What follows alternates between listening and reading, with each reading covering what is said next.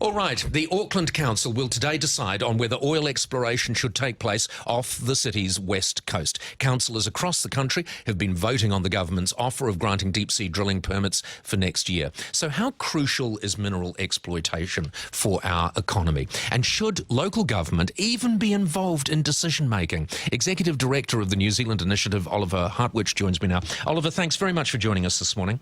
Good morning, Paul. Why are councils involved in this? Surely, I mean, the government has taken the lead, but why would you even ask the council for their opinion?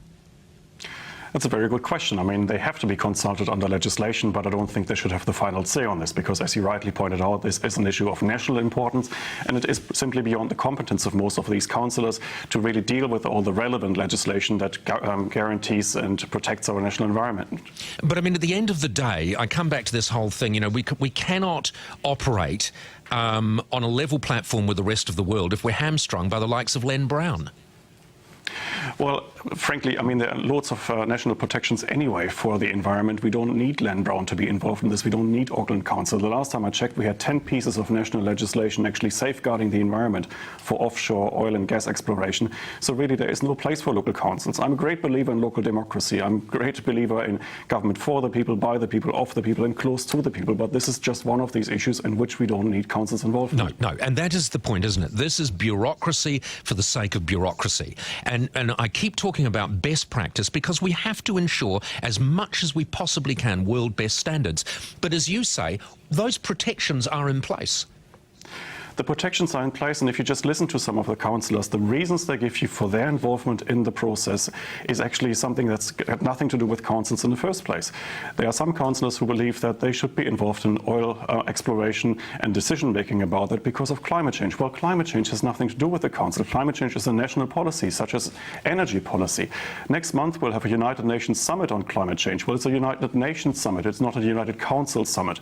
These issues are always dealt with by national governments, not just in New Zealand, and councils simply shouldn't have a say in that. Oh, and heaven forbid the bloody local board members from Auckland local boards will turn up at the United Nations to talk about their ideas on climate change. I mean, this is what's so ludicrous about this. And what message does this send to these major companies offshore that could be part of our future prosperity when they know that a local board in Auckland could potentially be involved in making a decision which could cost them hundreds of millions of dollars?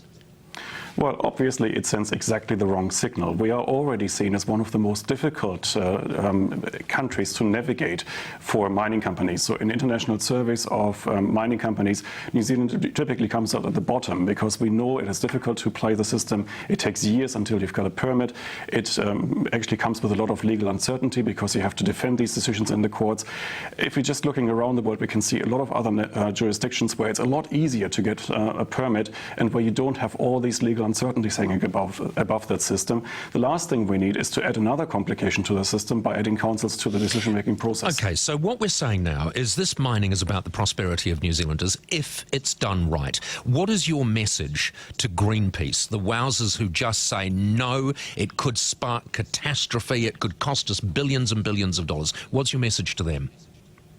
I think we have to follow international best practice. We have to, of course, be aware of the risks. We have to make sure that we minimize these risks.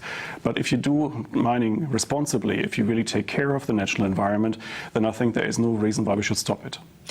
And from an economic point of view, we have to make sure, and this is where I'm genuinely worried, we have to make sure that the royalties are sufficient to warrant us doing it. Some countries have done this spectacularly well in Europe. Do you believe that we will do it well here, or will we sell ourselves short?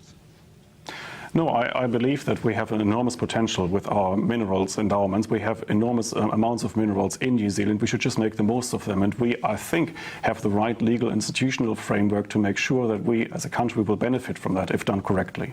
All right. Thank you so much for joining us, Oliver. Oliver Hartwich, New Zealand Initiative Executive Director. And so today, surrounded by croissant and sandwiches with the crusts cut off and drinking cups of tea and God knows how many cups of freshly brewed coffee, probably Nespresso, local board members and councillors will sit around mithering on about global warming, all on our ticket, being paid for by the likes of you and me, poor sorry ratepayers who are a bottomless pit to these people. They will mither on for no good reason at all. They should have nothing to do with this decision.